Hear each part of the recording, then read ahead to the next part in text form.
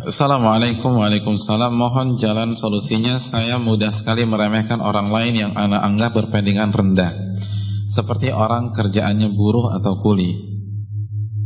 Maka kalau sudah berjanji pada orang itu tidak ana tepati, karena orang seperti dia tidak akan menuntut karena rendahnya pendidikannya mungkin ya.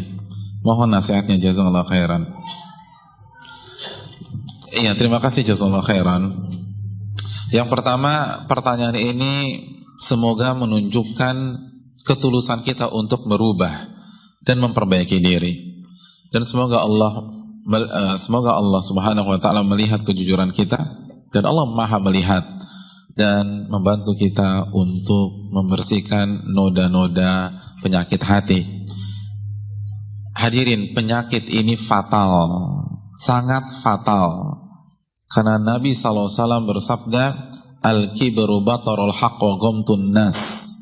Sifat sombong adalah sikap menolak kebenaran dan meremehkan manusia.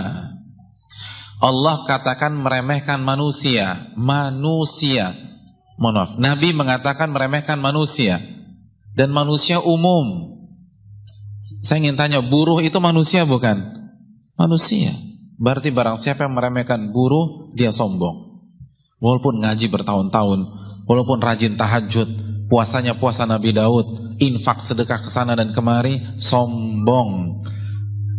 Nabi tidak bersabda meremehkan ustadz, meremehkan kiai, meremehkan orang soleh, meremehkan wali, meremehkan orang yang bertakwa, meremehkan ahlus sunnah wal jamaah. Tidak, tapi Nabi mengatakan meremehkan manusia.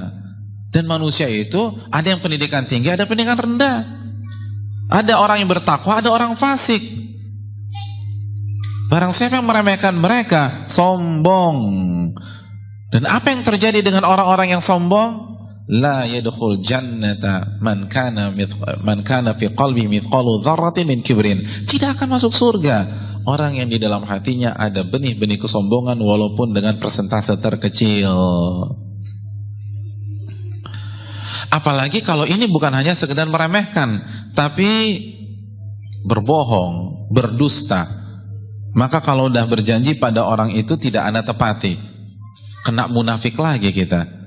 Karena diantara tanda orang munafik, jika berjanji diingkari. Makanya hadirin yang dirahmati oleh Allah Subhanahu wa taala, ini yang perlu kita camkan. Semakin belajar semakin rendah. Bahkan Yusuf bin Asbab dan Hasan al-Basri mengatakan bahwa seorang mukmin harusnya memiliki konsep alla yalqa mu'minan atau alla yalqa ahadan illa dhanna annahu khairun minhu. Tidaklah dia bertemu dengan seorang pun kecuali dia merasa orang itu lebih baik daripada dia. Hadirin yang dirahmati oleh Allah Subhanahu wa taala, saya ingin bertanya. Anak-anak di belakang, saya ingin bertanya, mana yang lebih rendah? Buruh atau budak? Budak. Sadar gak sih bahwa kalau kita punya sikap seperti ini dan kita ditakdirkan hidup 15 abad yang lalu, maka yang kita remehkan adalah orang-orang seperti Bilal bin Rabah. Itu fatal loh. Berani meremehkan Bilal bin Rabah? Kan sama nih konsepnya. Bahkan lebih rendah lagi secara strata sosial. Karena beliau budak. Tapi justru beliau yang dipercaya untuk menjadi muadzin Nabi SAW. Umar saja, ini Umar yang ningrat, Umar yang pejabat, Umar yang tokoh masyarakat, begitu masuk Islam itu memanggil Bilal pakai sebutan Sayyid. Umar pernah mengatakan a'taqa sayyiduna Abu Bakar sayyidana Bilal. Sayyid kami Abu Bakar itu memerdekakan Sayyid kami Bilal. Sayyid itu artinya apa sih? Kalau pakai bahasa Melayu klasik kan tuanku ya. Tapi kalau sekarang kan nggak dipakai lagi, pak lah, pak ya. Jadi nggak sebut nama. Artinya Umar ketika menyebut Bilal tuh nggak sebut nama, pakai Sayyid. Itu Umar. Kita siapa memang? Kita nih dibanding Umar nggak ada apa-apanya. Mau bicara agama jelas KO dari ronde pertama, bicara dunia juga nggak ada apa-apanya. Kita bukan tokoh daerah, Umar tokoh Quraisy. Begitu masuk Islam yang diketok pertama kali pintunya siapa? Abu Jahal. Saya udah masuk Islam loh. Yang lain ngumpet-ngumpet, dia ketok pintu Abu Jahal. Ketahuilah saya baru masuk Islam. Gak takut sama siapapun. Itu aja gak meremehkan budak atau mantan budak, apalagi kita.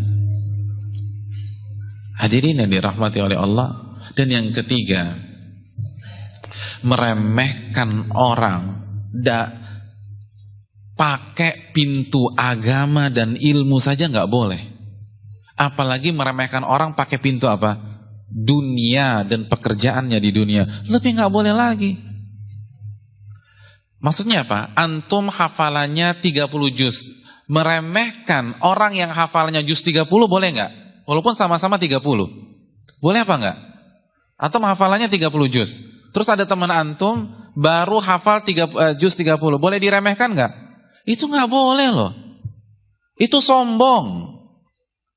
Padahal masuk pintunya dari sisi apa? Agama, apalagi dari pintu dunia.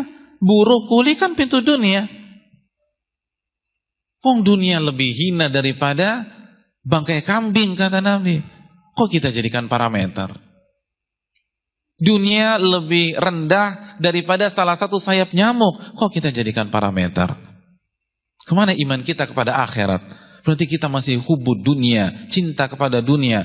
Dan pertimbangan kita dunia, dunia, dunia, dan dunia. Jadi banyak kesalahan fatal. Namun ketika penanya memberanikan diri bertanya seperti ini menunjukkan ada pintu kebaikan, ada niat baik, niat tulus untuk berubah. Maka segera disambut. Dan kita berdoa kepada Allah Subhanahu Wa Taala agar Allah memberikan taufiknya kepada penanya dan kita semua untuk selalu memperbaiki diri. Amin ya rabbal alamin.